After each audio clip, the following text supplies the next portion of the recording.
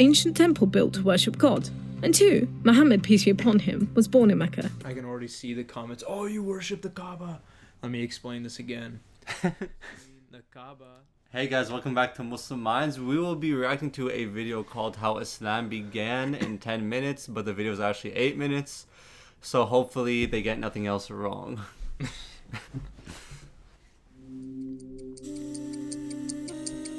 How Islam began in under 10 minutes. Not a problem. We've started.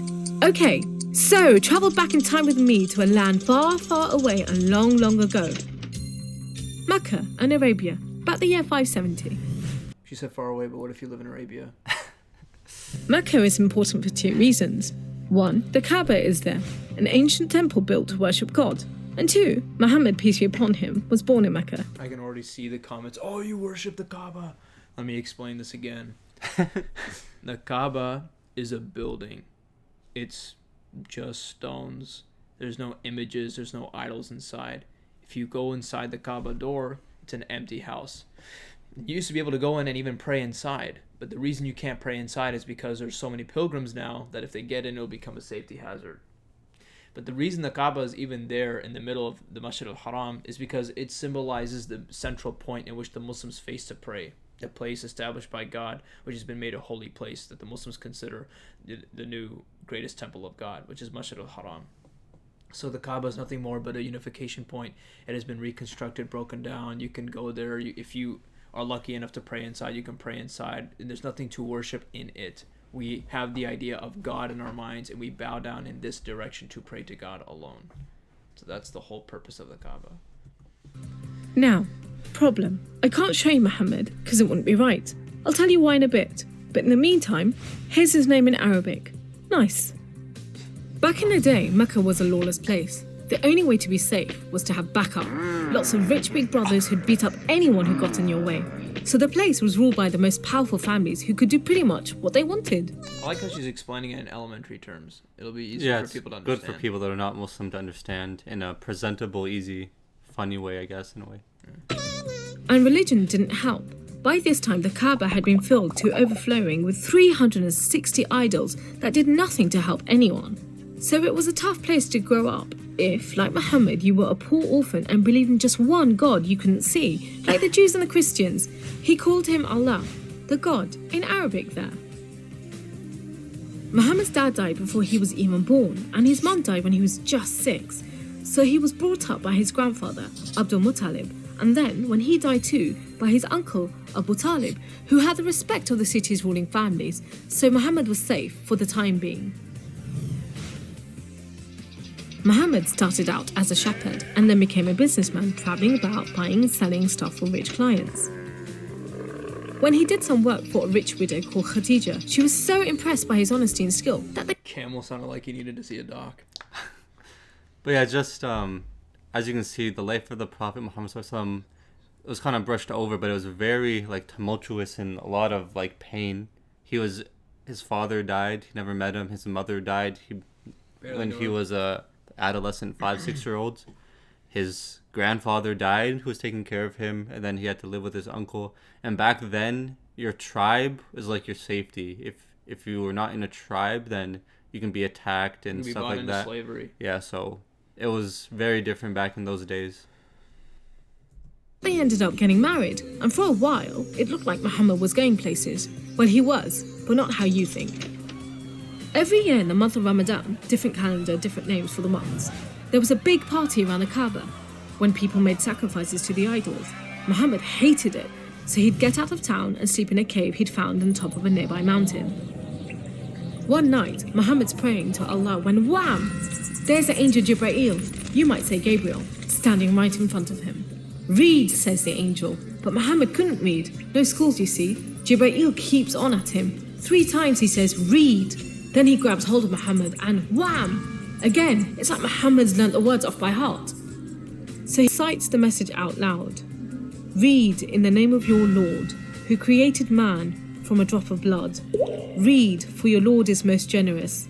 He who taught by the pen, taught man what he did not know. It was a message from Allah. God was speaking to him just like he'd spoken to the prophets in the Jewish and Christian holy books. which meant he was a prophet too. The messages continued for the rest of But yeah, so like she said, we believe the Prophet Muhammad ﷺ is a continuation from Judaism and Christianity, but due to historical stuff, they were corrupted and tainted by other people. So then the Prophet Muhammad ﷺ, he was revealed the word of God like other prophets, and he was the final messenger. So we believe we're all Abrahamic faiths, and just the Prophet Muhammad ﷺ is the last messenger. We don't believe, oh, he was a merchant, then he copied the Bible because he was corrupt or something. It's literally a continuation. Of course, it makes sense there's going to be similarities because we believe it's a continuation of the faith. And people could make the same claim about the writers of the New Testament that, oh, they just referenced the Old Testament and shaped Jesus' life story to make it look like he was prophesied in the Old Testament. So this kind of argumentation I don't think holds much merit. You have to look at the elements of the individual's life to see what else it substantiates their prophethood. And you can't just say, oh, there are similar stories to the Old Testament and the New Testament, therefore it's just plagiarism. It's more deep than that, because even these stories, a lot of them are completely different. And also what we mean by tainted is similarly to how you have these Christian sects kind of pop up out of the blue, like some of these new Protestant sects that kind of embrace things in the faith that are not traditionally supported, like LGBTQ practices, or radical offshoots like Mormonism coming about and tampering with scriptures by making their own. This is similarly to what Muslims will mean when they say that the original message of God has been changed, where you have people over time kind of writing things with their own hands and kind of calling it as scripture. So, for example, the New Testament as we have today, we don't believe is the actual message that Jesus brought. We believe that the Old Testament is not an accurate or faithful representation of what Moses brought. That over time, individuals have implemented their own beliefs or difference of opinions into the faith, which is something that we see modern day, which is something you can see all over the history of Christianity. And even Islam, you see groups trying to implement this kind of thinking. With, for example, the Ahmadi Muslims. Traditionally, most Muslims will not consider them to be Muslims because they also believe in prophets after the Prophet, or they believe in a prophet after the Prophet Muhammad ﷺ, which this kind of belief would exclude you from the fold of Islam. So you see humans have this tendency to try to implement or change the faith over time. So this, I don't think, is really hard to believe or wrap your head around. The messages continued for the rest of Muhammad's life. Allah gave him the words to say, and the Prophet recited them. The words were written down by his friends, and years later they were collected together and became the Muslim holy book, the Quran, which means recitation, because Muhammad recited it, you see? Anyway, that was much later, so back to the night of power. Muhammad tells his family, then his friends, and eventually everyone about Allah, that he's the one and only God, that he wants everyone to be treated fairly, and long story short, it didn't go down well with the ruling families of Mecca, who liked things just the way they were, thank you very much. You see, Islam means obedience to Allah, and Muslim means someone who obeys Allah, and the ruling families didn't want anyone obeying anyone else but them. So the people who believed in Muhammad's message, the Muslims, were given a hard time. Some were even tortured and killed. A few of them managed to escape to Abyssinia, Ethiopia, but most were stuck in Mecca. Muhammad also had to cope with. So this is a point where I don't understand why people would say the Prophet Muhammad ﷺ did it to gain power, because if he wanted to gain power, he could have just continued with his tribal system. He was from one of the best tribes that was in power. But he came to challenge the way society was corrupted and took advantage of people. And from bringing that message, they were persecuted, tortured, and a lot of his friends and family were killed. So it doesn't make sense to say that the Prophet Muhammad ﷺ was corrupt or he wanted to gain power, because his actions are of someone that wanted the opposite. It's of someone that, like, we believe obviously is a true messenger that preached goodness and came to change a society that was corrupt. So it doesn't make sense at all if you're looking at Muhammad ﷺ as an objective person. He literally challenged corruption. From the birth of the Prophet Muhammad ﷺ till his death, he never lived a luxurious lifestyle. He had to undergo countless battles and skirmishes and even threats on his life and his family and his followers.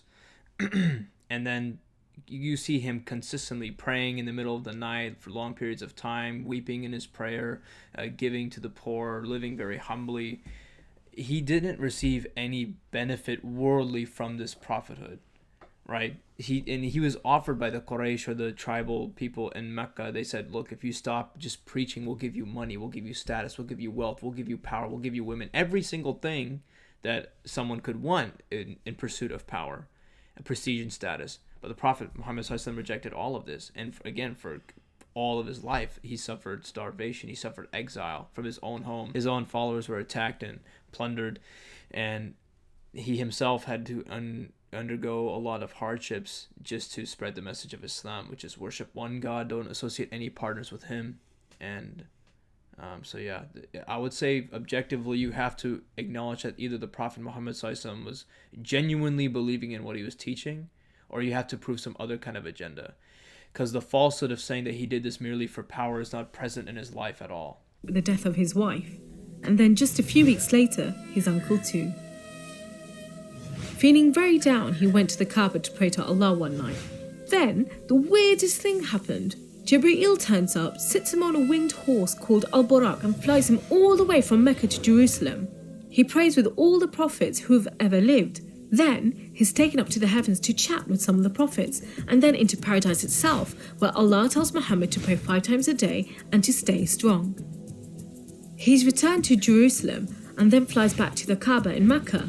We call it the night journey, and Muslims still argue whether it was a real experience or a vision, but whatever, it gave Muhammad primary consensus that it was an actual experience and not a vision or a dream, that this was a literal, real event. There's only a small difference of opinion stating that it was not a physical event. But, Yeah, it is largely believed by mainstream scholars this is a physical journey. It's not just a vision or dream. And something, I hope I get it right, it was from the biography of the Prophet Muhammad that I read. On the way back from the night journey, he saw a caravan coming from a different place, traders that were coming into Mecca, and he told the people of Mecca that they were coming, which would have been impossible to know. Back then, there was no technology, there was no information that they were coming, but he was able to tell them that that caravan would come, which he was correct on. So there's no way he could have known that information. So we do believe this is a physical thing, it's not just a vision. Muhammad a much needed boost, and just as well, because there were more tough times ahead. So, there was this other city called Yathrib. The people there heard about Muhammad and his message and invited him and his followers to join them. A few at a time, the Muslims left Mecca and made a dangerous journey across the desert to Yathrib. It's known as a Hijrah, which means migration, like birds do. Muhammad and a few of his friends stayed in Mecca until everyone had got away and then made plans for their own escape. But the ruling families wanted to kill Muhammad while they still could, so 7 sons, one from each family, were sent in the middle of the night to stab the Prophet while he slept. But he was way ahead of them, and when they burst into the house, Muhammad was gone. Trackers were sent out to hunt him down. Muhammad and his best friend Abu Bakr took a roundabout route to try and shake off the pursuit, but the trackers were too good and slowly gained on them. So Muhammad and Abu Bakr hid in a cave and prayed that no one found them. The trackers found the cave all right, but they didn't bother going in to search. There was no way Muhammad could be inside, they thought. There was a spider's web over the mouth of the cave and a nesting bird at the entrance. He must have given them the slip. So off they went, leaving Muhammad and Abu Bakr protected by a spider and a bird. Muhammad made it safely to Yathrib, which was renamed Medina Nabi, the city of the Prophet, but most people just call it Medina. But Muhammad's worries weren't over yet. There were 3 big battles between the Muslims and the Meccans. First, the Battle of Badr, when Muhammad and just 313 men faced 1,000 Meccan soldiers. Miraculously, the Muslims won. Then there was the Battle of Uhud, which didn't go so well. Some of Muhammad's men disobeyed his orders and ran off during the battle to raid the Meccans' camp, and so the Muslims were outmaneuvered. Then there was a battle of the so at the Battle of Uhud, there was a hill where the Prophet Muhammad SAW commanded a group of archers to remain here no matter what and not to move from their position. But once those archers saw that the Muslims were gaining the upper hand on the battlefield and they saw that the spoils of war were being divided amongst their brethren, they felt something in their heart that, well, we also want the spoils of war. So they left their position, and then the enemy the opposition had an upper hand at that point, because now they had an opening from the rear which the archers were covering. So they swooped from behind, and then they launched an assault on the Muslims, which crippled them in quite a severe way. Trench. Medina was protected on 3 sides by mountains, so when the Meccan forces advanced in the city, the Muslims just dug a deep trench. The Meccans made camp, but the weather was terrible. Pouring rain put out their fires and howling winds blew down their tents. Eventually they gave up and went back to Mecca.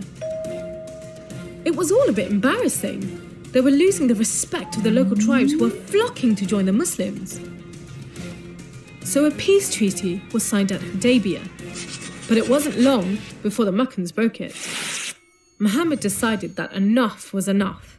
By now he had over 10,000 men, so he led them across the desert to Mecca. The ruling families realized they'd made a huge mistake, but it was too late.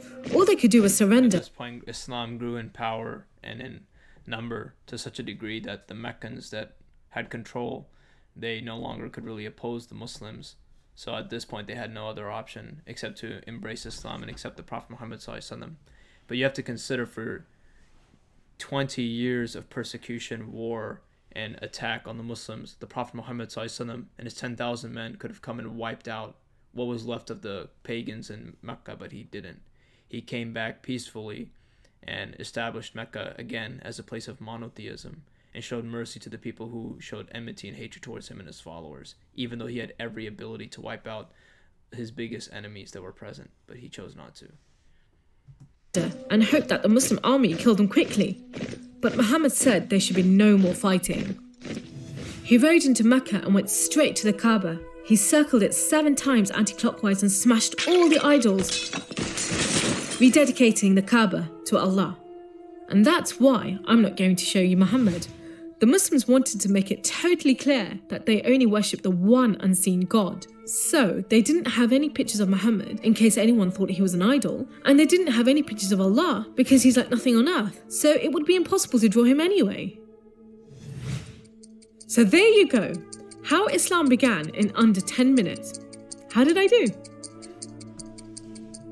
I feel like there's a pretty good, simple, lighthearted video to demonstrate some of the basic core moments of the history of the beginning of Islam. I think it was done pretty well. Yeah, it was a lighthearted way for people that, if they know nothing about Islam, like maybe a lot of our viewers are Christian or other faiths, it would present a pretty simplified, accepted history of how the Prophet Muhammad ﷺ, from his birth to all the way until Islam spread, and how it grew and all the trials and tribulations he had to go through. So yeah, it was pretty good. It was a fun video to watch. I think a lot of people, they try to view Islam in the life of the Prophet Muhammad ﷺ with a lot of bias, and they want him to be, maybe some character or a charlatan. They want him to be a warlord. They want to inject these things onto him without really diving into the proper source material, the objective viewpoints, the context, secular historians, and even the Islamic history of what we believe about the Prophet Muhammad ﷺ. Because of his time period in the area in which he lived in, yes, there had to be battles, there had to be defense, there had to be tactics, and with the Prophet Muhammad ﷺ himself, like, if you want him to be like this, he was just a warlord and he did all this for fame and for prestige, if you look at his life from the most authentic sources and what is classified as historically accurate, you cannot derive these beliefs unless you have an agenda, unless you choose one pocket hadith without taking into consideration many other contexts. The same thing can be done with the Bible. The same thing can be done with the Old Testament, violent passages from the Old Testament, right? But it's not wise to do that because you're not grasping the actual picture. You're not grasping the actual point. Maybe you're misconstruing or mischaracterizing the text or the people of that age. Similarly with the Prophet Muhammad ﷺ. You have to understand that there's a time period. You have to understand that there's context. And with the Prophet Muhammad ﷺ's life, there's a reason we are aware of the Quran and the Hadith and all these things said about the Prophet, but we still consider him to be of the highest moral character for all of human time. Because in different segments of time, we're going to consider things moral, immoral, but there's no basis in a secular, godless society. It's all up to interpretation. But that's why we have God to tell us and to show us and reveal to us that this is his standard what he is commanding to us to be righteous and acceptable and fine. If you agree with that or don't agree with that, doesn't matter. If your moral compass does not align with God's moral commandments, that is an issue that individual will have, not God. So if there are elements that you may dislike about faith, for example, Islam or Muhammad Sallallahu Alaihi Wasallam, and we believe it to be true, then that issue is on us. It's not something that we can undo. So for example, the existence of cancer or death or suffering, this is something that doesn't disprove God just because we dislike it. There's a wisdom and a reason for its existence, and we really can't do anything about it. So the most you can do is try to live a righteous life, fulfill the commandments of God, and put your trust in him, and that's all you really can do. Yep. Perfectly summarized by you, Rahib. I'll appreciate it. Please like this video and subscribe so we can continue putting content out. Any feedback you guys have, any comments from the video itself or discussion, please leave in the comments below. We always do our best to reply to every comment. And assalamu alaikum. Wa alaikum salam.